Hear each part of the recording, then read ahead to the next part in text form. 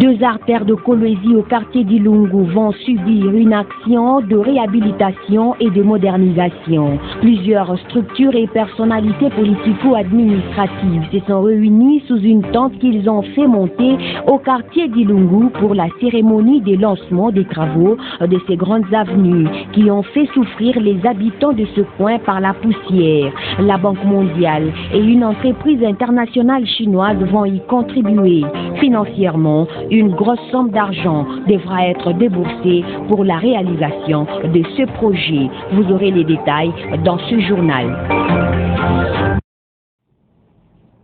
Merci de choisir votre chaîne, la radio-télévision Wangu. Mesdames, Messieurs, bienvenue dans cette grande édition du journal française.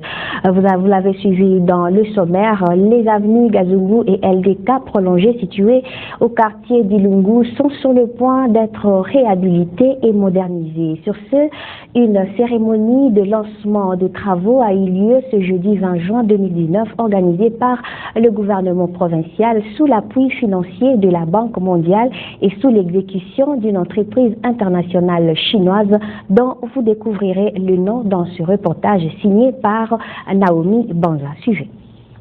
L'avenue Gazungu mesure 2 km 240. Celle LDK prolongée mesure 1 km. Ce sont ces deux grandes avenues qui ont réuni toutes ces personnes, la mairie de Kolwezi, le gouverneur de la province et d'autres personnalités pour la réhabilitation et la modernisation de ces deux grandes artères.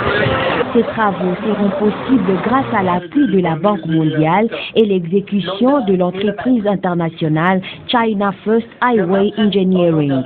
L'entrepreneur de ces travaux, China First Highway Engineering, a été sélectionné sur base du dossier d'appel d'offres national DAON numéro 003-PDU-TRVX-2017 dont nous félicitons d'avance la qualité des services qu'elle nous offrira.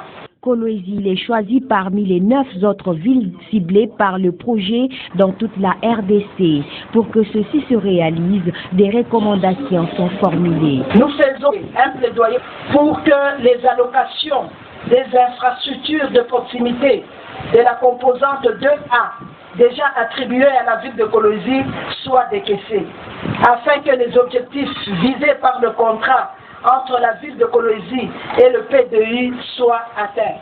Ces travaux nécessitent une somme colossale. Le PDU est placé sous la tutelle du ministère de l'Urbanisme et Habitat. Il est financé par la Banque mondiale à hauteur de 190 millions de dollars et 90 millions pour le financement additionnel couvrant 3 villes, Goma dans le Nord Kivu, Kolwezi dans le Lualaba et Kisangani dans la Chopo. L'entreprise internationale China First Highway Engineering a promis de collaborer et les travaux ne vont pas tarder d'être exécutés. Bientôt, les habitants de la cité de Kafoya seront délocalisés. Le site où ils iront vivre a été visité ce mercredi 19 juin par le gouverneur du Lualaba et quelques membres de son gouvernement, ainsi les députés provinciaux élus du territoire de Lubudi. Reportage presse du gouvernorat. C'est ici, à 12 km de Ngouba, sur la route nationale numéro 1, au territoire de Lubudi, Au village Sonongo précisément, que sera relocalisé les habitants des Kafoya, Tenke et de l'ancien camp Botlambert. Ces zones se trouvant à côté de la concession d'exploitation minière Tenke Fungurume Mining.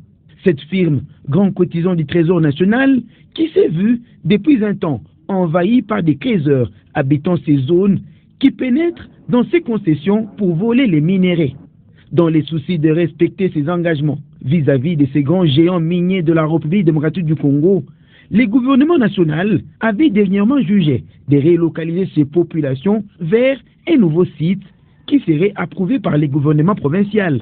C'est une décision initiée par le chef de l'État et qui a été matérialisée par le gouvernement de la République au niveau de Kinshasa, qui a pris une série de mesures pour préserver la quiétude et le calme dans les travaux de production dans les entités économiques. Et ici, c'est essentiellement des entités minières. Il s'agit de TFM, il s'agit de KCC. Ces entreprises sont gênées dans leur travail par des incursions fréquentes et massives des civiques qui viennent piller leur production. Et cela dure depuis quelques années. Il y a même des cités qui sont nées sur base du pillage. D'abord, détruire les comptoirs parce que les minerais volés est vendus dans ces comptoirs. Donc on va procéder peut-être déjà aujourd'hui à la destruction des comptoirs. De deux, délocaliser des villages, la cité de Kafoya. Le village va rester, mais l'allure que l'entité a prise s'appelle cité. C'est au terme des travaux de viabilisation du site qui consiste en l'aménagement des routes, à la création des centres de santé, de puits d'eau potable, que le processus de relocalisation des occupants de Kafoya, Tenke et de l'ancien camp Botlambert vers Sonongo pourra démarrer. Une décision qui émane de cette réunion large tenue à la commune de Fungurume. Et puis les creuseurs artisanaux sont appelés à dégager les zones d'exploitation des entreprises minières KCC et TFM.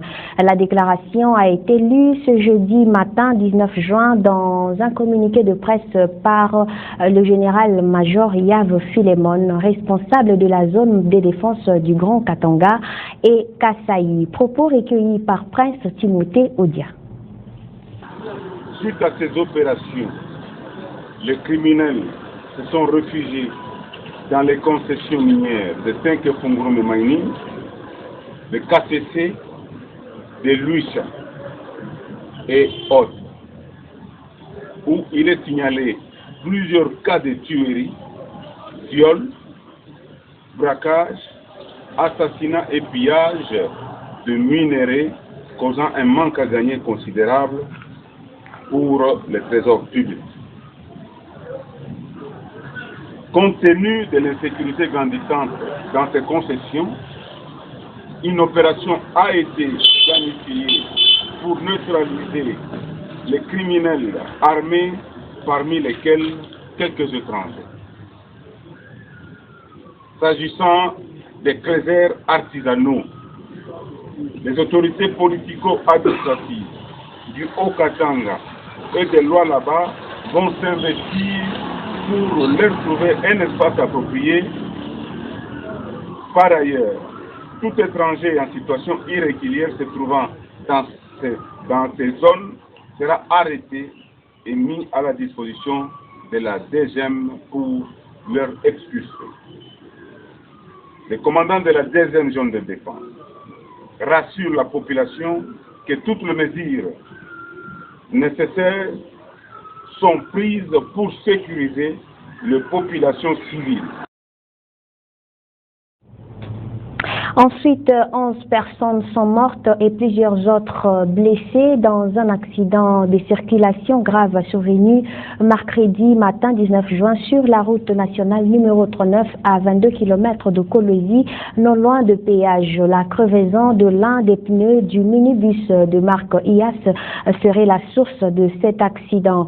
À en croire les témoins du drame, les victimes de cet accident étaient des agents d'une entreprise chinoise de la place. Suivez des précisions dans ce reportage.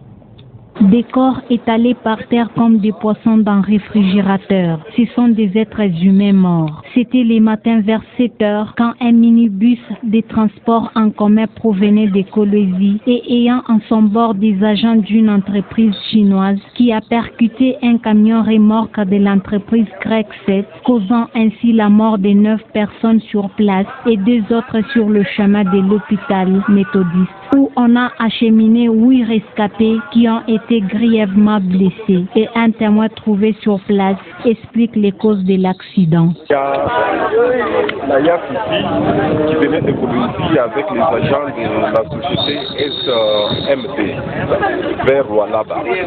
Arrivé à ce niveau, elle a connu une crevaison au point de perdre l'équilibre. Cette remorque venait dans le sens contraire. Le chauffeur voulait même l'esquiver. Mais la manœuvre était vraiment très près, au point qu'il a fini sa course dans la yasse et 9 personnes sont mortes sur place. Du côté de la police, on évoque aussi l'ivresse au volant. Les conditions de transport des agents de certaines entreprises sont à déplorer.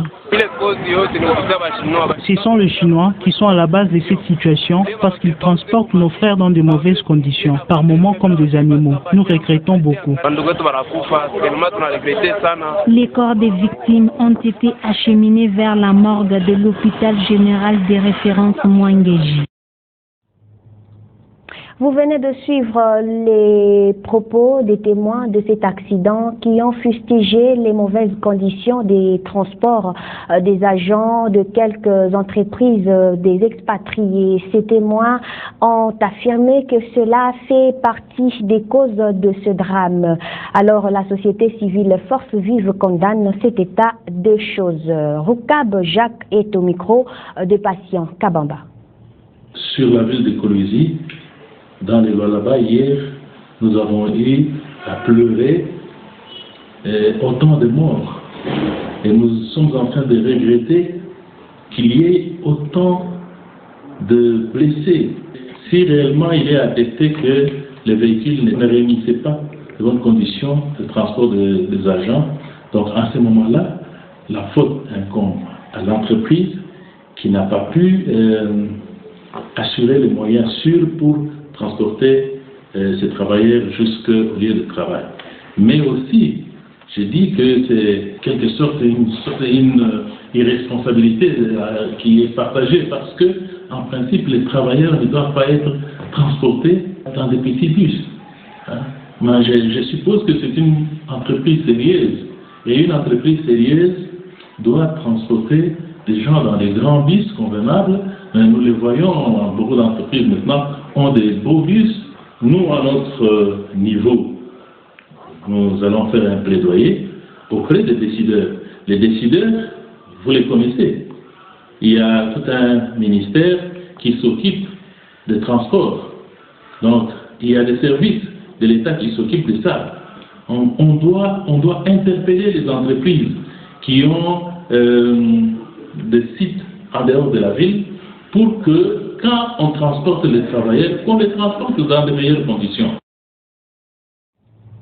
En dehors du Lualaba, le Haut-Katanga a désormais son gouvernement provincial. Jacques Kiaboula Katoué, gouverneur de la province, a rendu publique la liste des membres de son gouvernement composé de 5 femmes et 12 hommes. Seuls 2 membres de l'ex-gouvernement ont conservé leur place, Michel Momat et Bobo Maloulou, depuis ce mercredi 18 juin 2019. Récit de Joe Kanseng.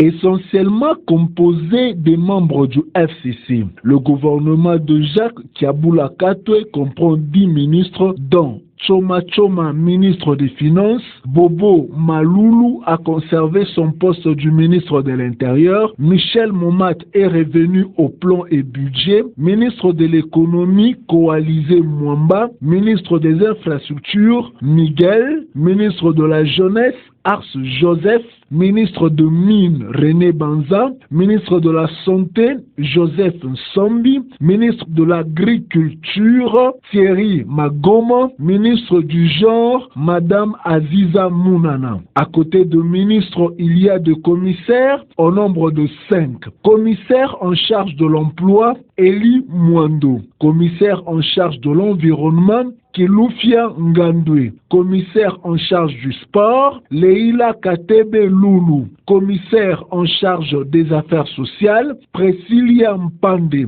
Outre les ministres et les commissaires, le gouverneur Katwe a aussi nommé 2 secrétaires exécutifs. Secrétaire exécutif Eugène Kassato. Secrétaire exécutif adjoint Dani Kabange Wampanga. Par la même occasion, il a sorti la liste des membres de son cabinet, parmi lesquels figure le professeur Christian Kundamutoke comme directeur de cabinet adjoint chargé des questions politiques.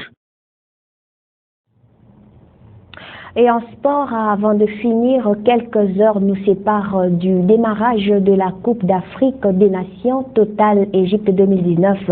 Tous les détails liés à l'organisation de cette compétition sont prêts et l'Égypte, pays organisateur, a réuni toutes les conditions pour que ce tournoi qui ira du 21 juin au 19 juillet se déroule dans des meilleures conditions. Découvrez les pays qui organisera cet événement qui réunira aussi 24 nations africaines avec Grace Kitwa.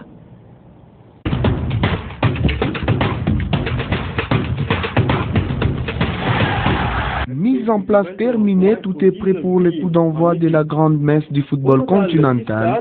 L'heure est presque arrivée pour que les pharaons d'Égypte ouvrent le bal lors de la rencontre inaugurale qui les opposera aux Warriors de Zimbabwe. Pour ce faire, l'Égypte a disponibilisé 6 stades qui devront accueillir ces tournois. Il s'agit du stade national d'Iker qui a une capacité d'accueil de 74 100 spectateurs dans lesquels évoluera le groupe A qui concerne la République démocratique du Congo. Le groupe B, quant à lui, jouera dans la ville d'Alexandrie au stade qui porte le même nom et qui a une capacité d'accueil de 20 000 spectateurs. Le groupe C évoluera au stade du 30 juin de la défense aérienne qui a 30 000 places assises, pendant que le stade Al-Salem d'Iker recevra le match du groupe D avec ses 30 000 places assises. Le stade de Suez à Suez accueillera le rencontre du groupe E. L'Égypte a également prévu des installations hôtelières dans lesquelles seront logées les équipes qui disputeront cette compétition, ainsi que les spectateurs venus des 4 coins du globe. Intraitables à domicile, les pharaons seront-ils à mesure de se débarrasser des grosses écuries du football africain, les éléphants de la Côte d'Ivoire, les aigles de Carthage de la Tunisie, le Fennec d'Algérie, les lions de la Teranga du Sénégal, ainsi que tous les autres pays, afin de garder les trophées à la maison et faire oublier la finale perdue lors de la précédente édition de la CAN contre le Cameroun.